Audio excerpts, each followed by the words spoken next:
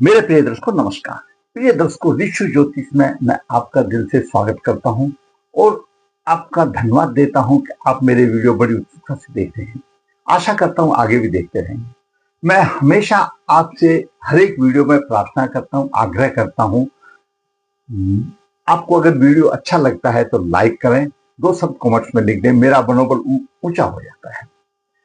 मैं वास्तविक कुंडली में लगन कुंडली से वीडियो बनाता हूं, वो मैं भी समझता हूं, आप भी समझते हो। भाई सटीक भविष्य के लिए तो वर कुंडली देखना भी अनिवार्य है, नवमास आदि भी देखना अनिवार्य है, लेकिन वो 10-15 मिनट में नहीं हो सकता। उसके लिए मैं पत्रिका लिखता हूं जो कि पूरा जीवन का साथ निचोड़ देता हूं। मेरा लगन कुंडली से जो भी वीडियो है वो शास्त्रों के ऊपर आधारित है और उन योगों को मैंने अपने अनुभव में उतारा है। मेरा कोई भी एक एक शब्द शास्त्रों से दिया हुआ है, अनुभव का है, उन्हीं के आधार पर है। कोई ऐसा फालतू में वो नहीं है। अगर आपको कुछ ऐसा लगता है तो आप कमेंट बॉक्स में लिख दे ताकि मेरा भी मार्गदर्शन हो सकता है। क्योंकि ज्ञान की कोई सीमा नहीं है। ज्ञान तो बहुत बड़ी चीज है। मुझे तो सिर्फ थोड़ा बहुत ही ज्ञान है, जो कि मैं अपना ज्ञान जो मुझे मिला मैं आपको दे करके आपका मार्गदर्शन करना चाहता हूं। आपको वीडियो अच्छा लगता है तो लाइक अवश्य करें, शेयर करें, बेल आइकन को दबाएं ताकि आने वाली मेरी वीडियो आपको मिल सके। आज एक बहुत ही महत्वपूर्ण प्रश्न है, व्यवसाय हो या व्यापार हो। आपका अच्छा व्यवसाय चल रहा है, आपने व्यवसाय शुरू किया, मुहूर्त से किया, सभी बातें करते हैं, सभी करते हैं, लेकिन आपने ध्यान नहीं दिया अपनी कुंडली के। जब ग्रहों की दशा आती है तो घाटे की तरफ चला जाता है, हानि हो जाती है, व्यापार की या व्यवसाय की अवनति हो जाती है और फिर हाथ पकड़ के रोना पड़ता है कि मैं इतना पूंजी लगा दिया और मुझे घाटा हो गया। ऐसे ही जातक की कुंडली है जिसमें ना माँ का सुख है, ना भाई बहन का सुख है, लेकिन थोड़ा सुख है तो अपने जीवन साथी का है। जीवन साथी उसको अच्छा मिला है, लेकिन जीवन साथी का भी भाग्य साथ नहीं देता। वो भी परिश्रम करती है लेकिन उसका भी साथ नहीं देता और खुद का भी भाग्य कमजोर रहता है। वो बात अलग है, अब जब शादी होने के बाद भाग्य खुला तो दशाओं का फर्क होता है। वो सारी चीजें होते हैं, ऊंच नीच हर चीज कुंडली में आती है। जैसे दिन और रात होते हैं इसी तरह से कुंडली में भी है। कभी शुभ दशा आ जाती है तो ऊपर चढ़ जाता है ग्राफ और अशुभ दशा आ जाती है तो नीचे आ जाती है। दर्शकों, ये लगन का भाव है। लगन का भाव मैं हमेशा बताता हूं सबको कि सबसे पहले लगन है। लगन आपका प्रतिनिधि है। दसम भाव आपका प्रतिष्ठा दिलाने वाला है और दसम से सप्तम भाव भी देखना अनिवार्य है। ये तो बहुत ही महत्वपूर्ण है। उसके बाद बाकी ये नौवां भाव भाग्य भाव है, तीसरा कर्म का भाव है, द्वितीय भाव धन का भाव है और द्वादश भाव खर्चे का भाव है, एकादश भाव आमदनी का भाव है, छठा भाव रोग शत्रु का है। ये सभी है, बताते हैं। तो आज विचार करते हैं क्या है जातक की कुंडली में। व्यापार अचानक घाटे की तरफ, घाटे की तरफ में अवनति, नुकसान की तरफ, हानि की तरफ क्यों हुआ? व्यापार में हानि क्यों? अपनों से विरोध क्यों? केवल पत्नी का ही सहयोग, वो भी पत्नी का भी भाग साथ नहीं देता, खुद का भी भाग साथ नहीं देता। जातक का जन्म 16 अक्टूबर 1973 कृष्ण पक्ष 5 मृगशिरा नक्षत्र में एक मंगलवार को हुआ। कितना शुभ योग है कि नक्षत्र भी मंगल का है, मृगशिरा नक्षत्र, वार भी मंगल है और लगन भी मंगल का ही है। स्वामी वृश्चिक लगन के स्वामी मंगल होते हैं। मुबारक हो भाई। जन्म के समय पर लगन के 28 डिग्री है, वहीं पर शुक्र 14 डिग्री 16 मिनट, द्वितीय भाव में रहा 8-29 लेकर के और तृतीय भाव में गुरु नीच राशि का 9-18 पर है। छठे भाव में मंगल 11 डिग्री लोग में 2 मिनट पर है और सप्तम भाव में चंद्रमा उच्च राशि में है और अष्टम भाव में केतु और शनि 8 डिग्री और 11 डिग्री के और एकादश भाव में सूर्य 29 डिग्री के ऊपर है। द्वादश भाव में बुध 23 डिग्री। ये ग्रहों की स्थिति रही। अभी शनि की महादशा चल रही है 2014 से 2033 तक। शनि आधार नक्षत्र में है। दर्शकों, उससे पहले राहु की दशा 98 तक थी और उसके बाद गुरु की दशा 14 तक रही। गुरु के बाद थोड़ा बहुत ठीक चलता रहा, हालांकि कुंडली में गुरु भी शुभ नहीं है, मैं आपको बताऊंगा। और जब से शनि की दशा आई है तो पूरा व्यवसाय चौपट हो गया। आपका लग्न छठे भाव में हो तो भी परेशानी आती है। छठा भाव रोग शत्रु का भाव है।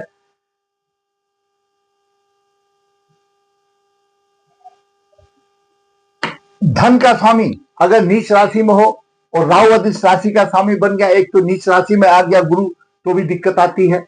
ये सारी दिक्कतें आती हैं, धन की हानि की दिक्कत आती है। और सबसे बड़ी दिक्कत है अष्टम भाव में केतु और शनि, ये शापित योग बन गया। सीधा इनका प्रभाव धन पर जाता है और व्यापार में तो धन की बात होती है। दर्शकों, जातक का मंगल लग्नेश है, क्योंकि वृश्चिक लगन है, और वृश्चिक लगन बहुत ही रहस्यमयी लगन है, क्योंकि काल पुरुष की अष्टम राशि है। इसके बारे में जितना ही बोला जाए गुप्त, तो जितना भी कहा जाए उतना ही कम है, लेकिन मैं सक्षम में बता देता हूं, अपने आप में पॉलिटिक दोष आ जाता है। लगन का स्वामी छठे भाव में है, मंगल है, यहां पर मंगल है और राहु से पाप प्रभावित है, पीड़ित है। जब लगन और लग्नेश राहु से पीड़ित होता है तो सीधी सी बात है कि आपके पूर्वज अतृप्त योनि में उनकी मुक्ति नहीं हुई है। यहां पर मंगल शत्रु हंता तो बनता है, लेकिन खुद ही शत्रु अपने बना लेता है और पीड़ित भी है। शमन भी कर देता है, खुद भी बना लेता है, रोग और शत्रुओं से परेशान रहता है। क्यों? रोग का भाव है और अपने राशि में, यानी खुद ही परेशान है। लग्नेश खुद ही अपनी राशि में है तो खुद ही परेशान रहता है और पीड़ित हो गया। शत्रु टिकते तो नहीं है इसके सामने, सफा कर देता है, लेकिन परेशानी तो लगती है। लेकिन मंगल नीच दृष्टि से भाग्य को देख रहा है, कहीं ना कहीं भाग्य भी हानि करता, स्वयं लग्नेश हानि कर रहा है, बढ़ाता नहीं दे रहा, नीच की दृष्टि दे रहा, छठे भाव से देख रहा है, तो भाग्य भी उसका रूखा रूखा रहता है। परंतु सप्तम दृष्टि खर्च के भाव को देख रहा है, खर्च खुद खर्च करने वाला अच्छा होता है। अष्टम दृष्टि यहां आ जाती है लगन के ऊपर। लगन में शुक्र बैठा हुआ है, शुक्र द्वादश भाव का स्वामी और सप्तमेश है, खुद की पत्नी को रिप्रेजेंटेट कर रहा है। शुक्र सप्तमेश भी है, द्वादश भाव का भी है। पति पत्नी का अच्छा प्रेम होगा, क्योंकि लंगल उसको देख रहा है, प्रेम प्रसंग अच्छा होगा, खर्चा तो अधिक होगा। और नौ भाव का स्वामी उच्च राशि में है, शुक्र और सामने उस राशि में, सब कुछ चीज के वारे नारे होंगे, अच्छी गाड़ी भी होगी, सब कुछ होगा, सब होगा, अच्छा प्रेम होगा, सब कुछ होगा और पर्याप्त सुख भी मिलेगा, धन भी मिलेगा, सुख भी मिलेगा। स्वास्थ्य थोड़ा सा विचित्र होगा क्यों मंगल की वजह से, और विवाह के बाद ऐसे जाकर भाग्य उदय होता है, लेकिन स्वयं अपने हाथ से भाग को, अपने कर्म से भाग को उसको पूरा फल नहीं मिलता। जातक की पत्नी उसके घर से बड़े घर की वाली होगी, जैसे घर जातक का है उससे कहीं उच्च किसी भी चीज में, धन में, दौलत में बड़े घानी होगी, लेकिन व्यापार को लेकर के तनाव अधिक होंगे। अब बात करें बुध की। बुध दर्शकों एकादश भाव का स्वामी, द्वादश भाव में जितना कमाए खर्चा ज्यादा हो जाता है। दसम भाव का सूर्य यहां पर एकादश भाव में है, थोड़ा सा कमजोर है, 29 डिग्री का है, नीच में जाने वाला है, मुरझाया हुआ है सूर्य भी। अब मैंने कल तो नीच राशि में चले जाना है, कम फायदा दे रहा है। यहीं पर मैं बता दूं, ऐसे जातक को अपना सूर्य बलवान कर लेना चाहिए। सूर्य योग कारक है उसका, एकादश भाव में है, और एकादश भाव में पद प्रतिष्ठा सम्मान और धन की नहीं, लेकिन मुरझाया हुआ है सूर्य, 29 डिग्री 12 मिनट लेकर के है। अर्घ देना सूर्य का सीख साधारण उपाय है, सूर्य उदय होते हुए सूर्य को अर्घ दीजिए, आपकी सारी प्रॉब्लम खत्म हो जाएगी, आधी खत्म हो जाएगी, यहां से जरूर खत्म हो जाएगी। अब बात करें गुरु की। दर्शकों वृश्चिक लगन में गुरु पंचम भाव का स्वामी है और द्वितीय भाव का स्वामी कारक है, दोनों अच्छी जगह है। धन का है, शिक्षा नीच चला गया द्वितीय भाव में, परेशानी आ गई, भाई बहन किसी का सुख नहीं। इसके साथ साथ दर्शकों गुरु नीच तो हो गया, लेकिन राहु अधिष्ट राशि का स्वामी है, और कहने को तो उच्च दृष्टि से देख रहा है, यहां पर भी भाग्य की हानि करेगा, क्यों? राहु अधिष्ट राशि का स्वामी फल पूरा नहीं देता, आधी करेगा। तो वहां पर भी एक गुरु जब नीच राशि में हो गया तो हरिवंश पुराण में वर्णन आता है, जातक के पूर्व जन्म में पितरों के निमित्त कार्य ऐसे थे, अब उस कारण गुरु नीच राशि में हुआ और प्रबल पितृ दोष हो जाता है, पितृ दोष निवारण करना चाहिए। भाई बहन शिक्षा विक्षा में सब में परेशानी होगी, हताश हो जाता है, सांस नहीं लेता और उसका परिश्रम, उसका पराक्रम अधूरा रह जाता है, सोच लेता है पराक्रम, तो प्रबल पितृ दोष हो जाता है। शनि की बात आई, अब आइए बात शनि की। शनि केतु अष्टम भाव में है, अशुभ योग है, शापित योग बन गया, सीधी दृष्टि धन के ऊपर जा रही है, धन को खत्म कर देने वाली बात। केतु पंचम दृष्टि द्वादश भाव को भी देख रहा है, शनि के प्रभाव को भी साथ में ले गया, खर्चा अधिक हो जाएगा, खर्चा अधिक हो जाएगा। आमदनी वाला भी खर्चा कर रहा है, बुध 23 डिग्री पर है और थर्ड है, और सूर्य थोड़ा सा कमजोर है, सूर्य को बलवान कर लेना यहीं पर ही मैंने आपको बता दिया। द्वितीय भाव में राहु और शनि की है, धन को खर्चा, कुटुंब का कोई सुख नहीं, और कुटुंब वाले और देख करके जलते हैं, षड्यंत्र देते हैं, धोखा देने वाले होते हैं। क्यों? राहु और शनि का ये अशुभ प्रभाव आ गया अष्टम भाव से, कहीं ना कहीं तांत्रिक प्रभाव भी आ जाता है, कुछ करा धराया भी आ जाता है, उसके ऊपर भी ख्याल रख लेना चाहिए। प्रत्येक कार्य में बाधाएं आएंगी आपको, भाई बहन कुछ भी नहीं करेंगे, व्यवहार उनका रुख होगा, अपने ही घर में विरोध होगा। क्यों? अपने ही घर में विरोध होगा। शनि चतुर्थ भाव का स्वामी अष्टम में आ गया, अपने ही घर वाले उसको विरोध करेंगे और घरेलू सुखों में हानि होगी। दसम दृष्टि से संतान भाव को देख रहा है, संतान भी अयोग होगी, उससे भी आपको कष्ट मिलेगा। आपको अवतार करने से पहले अपनी कुंडली का अध्ययन कराना चाहिए था और ये दोषों का निवारण करने के बाद करना आना चाहिए था।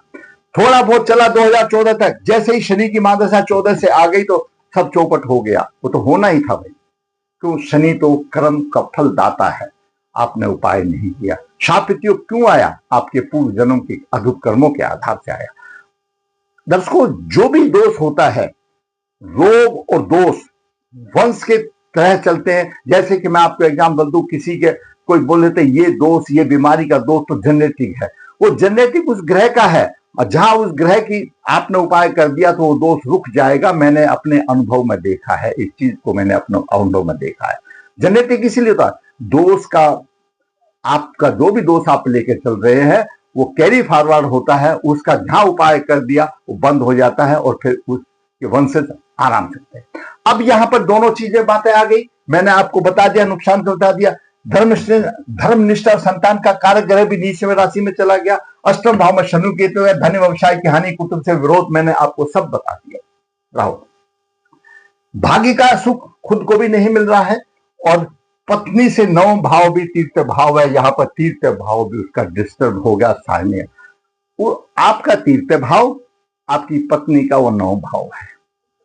सबसे अच्छा उपाय है, आप ये दोष निवारण करने के बाद में, शनि केतु राहु का दोष निकालने के बाद में, पर्वत पितृ दोष निकालने के बाद, पति पत्नी दोनों साथ मिलकर के मंदिर में जाएं, जो भी आपके नजदीक मंदिर हो, जाते रहें, जब भी आपको टाइम मिले जाते रहें, क्योंकि नवम भाव आपका धर्म है, आपका मंदिर है, दोनों का ही डिस्टर्ब है।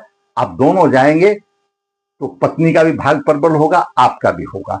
दर्शकों, मैं हमेशा कई वीडियो में बताता हूं, जहां जरूरत होती है, आप अगर ऐसा सोचते हैं कि मेरे ही भाग्य से ये आपका घर चल रहा है, नहीं, घर में और भी बच्चे आ जाते हैं, हो सकता है उसके हिसाब से चल रहा हो, तो सबका अध्ययन करा करके देख लेना चाहिए।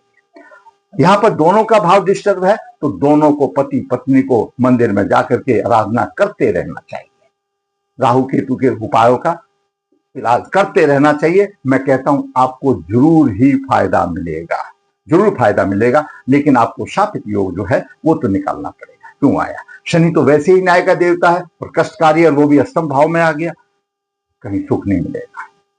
तो दर्शकों, इस तरह से आपका व्यापार चलता हुआ रुक जाता है, ग्रहों की दशा आ जाती है, जब उनकी दशा आ जाती है। तो मैंने आपको उपाय भी बता दिया, क्यों हुआ वो भी बता दिया, प्रत्येक ग्रह का बता दिया, छोटे संक्षिप्त रूप में बता दिया। वैसे तो ये इतना बड़ा टॉपिक है कि बोलना चाहे कितना है, समझाने की कोई सीमा नहीं होती।